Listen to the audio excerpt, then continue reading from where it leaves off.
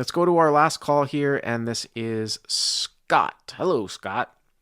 Hey Bart, how are you? Pretty good. Scott using the call feature here on Google Meet. This is a rarity. Kind of sounds like the old school call in when we used to have a phone number. But yeah, you don't have to connect if you do call in. You don't have to connect. There actually is a phone number that you can connect through.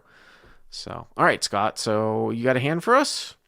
I do got a hand for you. All right. So this is 2-5 no limit, Two eight handed, five no limit. thousand cap buy in, And where's this played out of? Parks Casino. Uh, okay. You know Michael G too. You know Michael G too. Uh, Mike, do you know Michael G? Probably, yeah. No, Yeah. that doesn't sound like you do. But okay, so 251K at Parks. Yep. My stack is 1700 effective. Okay. Yep. Yep. So pre-flop, the hijack raises to 25. Okay. I'm in the cutoff with deuce of diamonds, deuce of spades, and I flat. Deuce of diamonds, deuce of spades, and the cutoff. So is that the stand? It's just a 2-5. There's no straddle. So hijack just straight opens to like 5x here. Yeah, that's pretty standard. Yep. Okay. Cutoff. So you're to his immediate left, and you call with deuce deuce. I think some would say that this is a fold. It's probably pretty close. I mean, you are deep with the guy, and it's more of a call on the button. I don't know if you have squeeze happy Mm, people at 2-5 to your left or people in the blinds. I mean, I've certainly called in these spots before. It could be a straight. The lower the pair, the more it's sort of a straight implied odds call because you're just not going to get a whole lot yes, of favorable flops where you can just continue if you don't hit a set. exactly. So That's you call. so true. Okay. Well, we'll find out how true that is. Yeah. So the button folds, Uh huh. and the small blind three bets to 110. Well, this is what I was talking about here. Small. I mean, small blind, three bets, 110. Okay.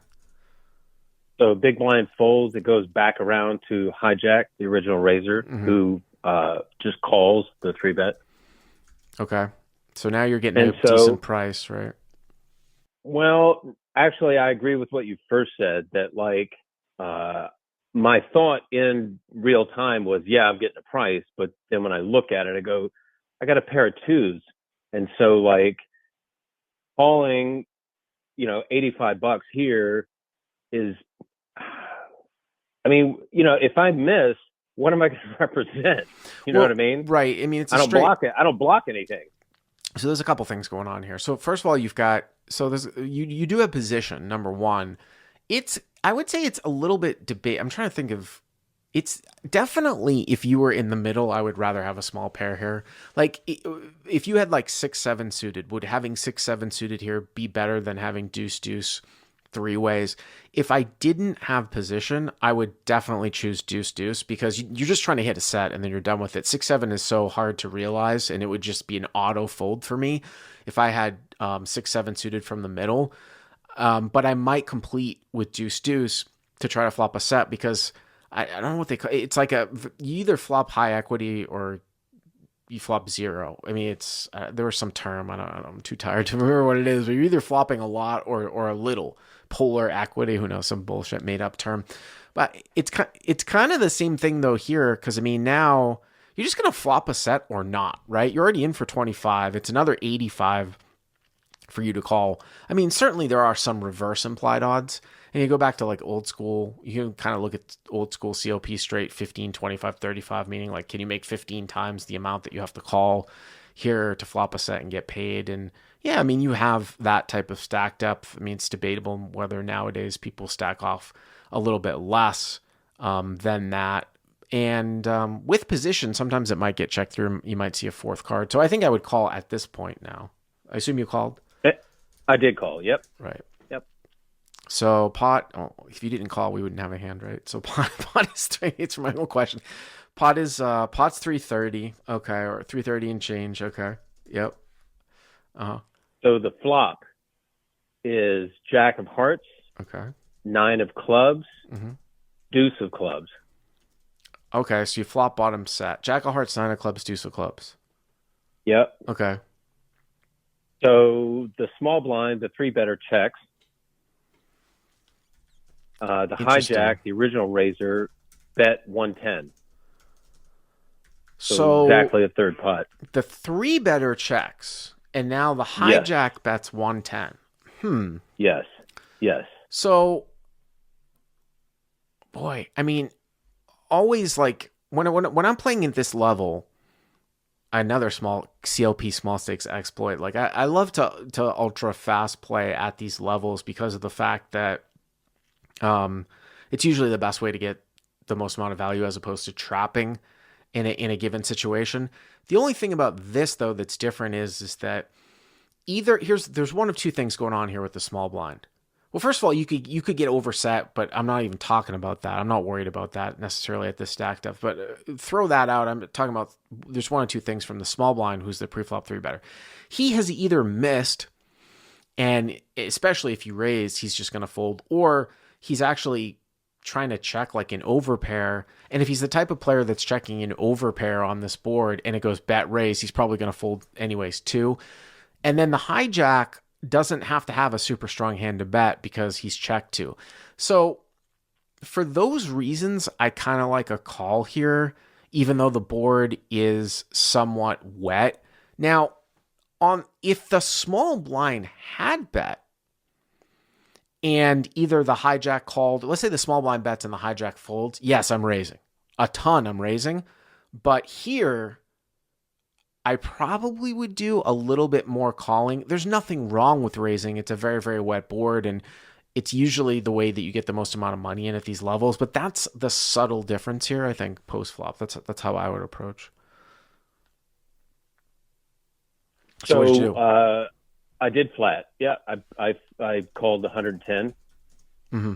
So it goes back to the small blind, who now check raises to 625. So small blind now check raises here to 625. And I've seen this overplay from overpairs actually in the past where I've given guys too much credit. And I'd be like, oh my God, like he would never check an overpair here. Well, he very well might.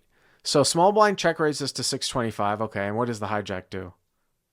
So the hijack, thanks for, I don't know, 5-10 seconds, and repops all in for 970. 970 total. 970 total. Yep, for the hijack. Yep. So it's only like three something more, right? Raises all in four. Over what the small blind check raise. Yes, correct.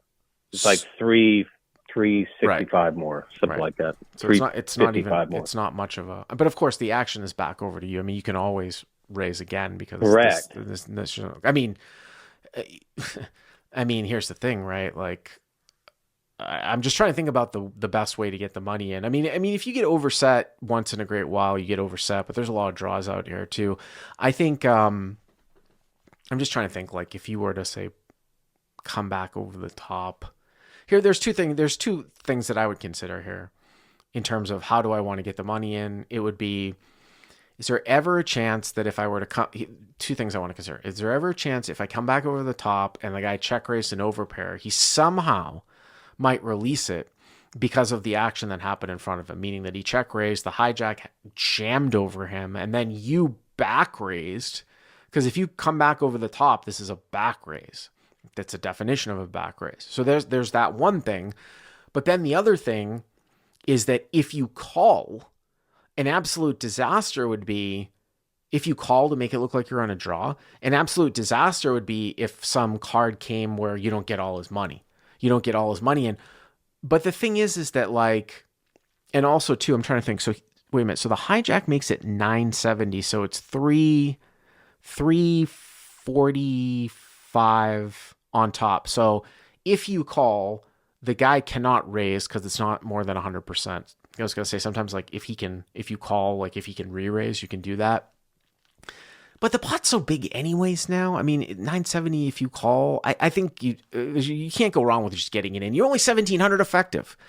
I mean, whenever we try to think about getting it tricky, like with things like this, is probably not anything wrong. If a guy's going to check raise an overpair on this board, he's probably not much of a player anyways. So I don't think he's going to check raise fold. And the pot's going to be so big anyways. Just get it in.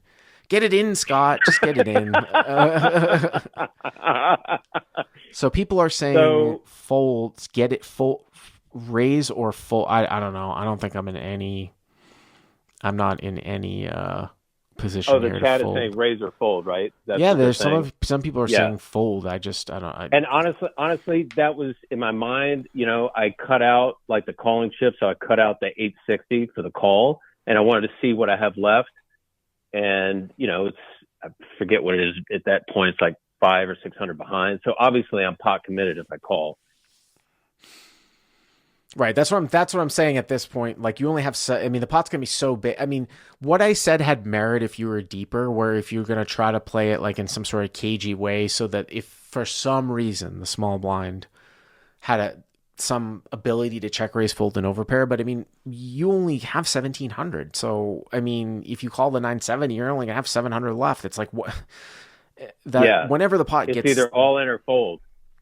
Well, I'm not. I don't know. I'm not folding. Sorry. Well, that's why we're talking. That's why we're talking, Bart, because that's exactly what I did do. Well, hero folds. I mean, the reason why I don't think that I would fold is just because I think there's a bunch of hands here. Like I said, I think I've seen situations where people will overplay over pairs in spots like this. The hijack could have a combo draw. He could have Jack Nine suited. Sure, you can get overset, but it seemed to be a pattern where especially on a draw heavy board, um, you're just not that deep too. I mean, it's 1700 effective and a 3-bet pot too. I mean, yeah. Yeah, I mean, what are they three betting and calling with? Is the other question, right? What possibly could it be on? Like you say, it could be aces, kings. Maybe he's got aces with the ace of clubs, or some kind of subtle differences like that. Yeah, and some people make up a good point too. Like, if you're gonna fold post flop, why are you calling pre flop? And this is exactly what we talked about in the beginning. That's a great question. That's exactly right. I That's mean, exactly right. the only thing I would say about that is there are certain things that can happen that you might not expect to happen post flop, like two all ins in front of you. So it's not quite that clear cut. But so what ended up happening? So you folded, okay? Yep. And obviously, small blind called. So it's the two of them. The one Sure. guy's all in. And so the turn is the jack of diamonds, Okay. and the river is the ace of hearts. By the way, so none of those cards are. That's not a good run out for deuce. I mean, it's a good run out for deuce deuce if somebody missed a draw, but I'm concerned that this possibly someone has jack nine, and then the small blind might have aces. That's what I was kind of thinking the whole time. So You ready for this? that's concern. I mean, someone. I mean, obviously now it's less of a chance that someone has jack jack. That's for sure. Okay, so what's the reveal? So the small blind reveals that he has exactly that: jack of spades, jack of clubs. Wow, so he had top set. He had top set and then turn quads. Yep. Mm-hmm. And what did the other guy have? And honestly, I think it went in the muck because the guy was so excited he had quads that he flopped it up. He flipped it up real quick. So the other guy must have had some sort of combo draw. Because I mean, the other guy's not going to not show pocket nines for the bad beat. That's for sure. No, exactly right, sure. If the small blind has jack jack, then the other guy must have some sort of combo draw or some sort of whatever, nut flush draw or something.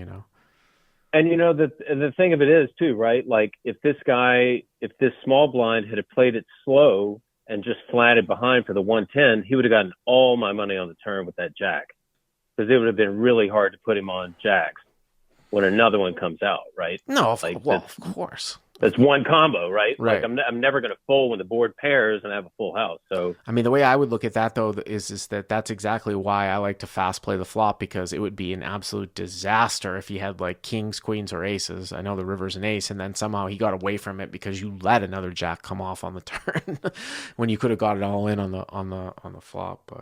But I feel like, again, you go back to what we said in the beginning. I feel like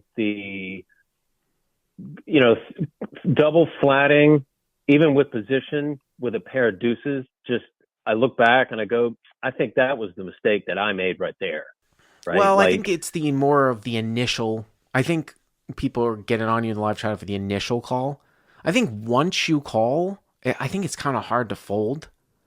after when it goes raise call with position. I mean, you're not. I mean, here's the thing: as you get deeper, the chances of you losing a big pot, the reverse implied odds of these small pairs go up as you get, like, as I like to call, ultra deep. Like when you're talking about like 500 big blinds, 1,000 big blinds, when people are aware, the chances of you getting coolered go up when people don't put in infinite amounts of money with like over pairs when you flop a set against them. There is that, but you're not that deep. You know what I mean? Hmm. It's like Yeah. you start at 1,700. I mean, I guess there isn't a straddle, right? So I was thinking it was 2, 5, 10, but even still, but it's a 3-bet pot. Yeah, well, I mean, you ended up making a nice fold. I mean, the guy would have got my money, that's for sure. Yeah, he talked about it for the rest of the night. I Oh, mean, it just kept coming back. yeah. Scott, thanks for the call. I So appreciate it.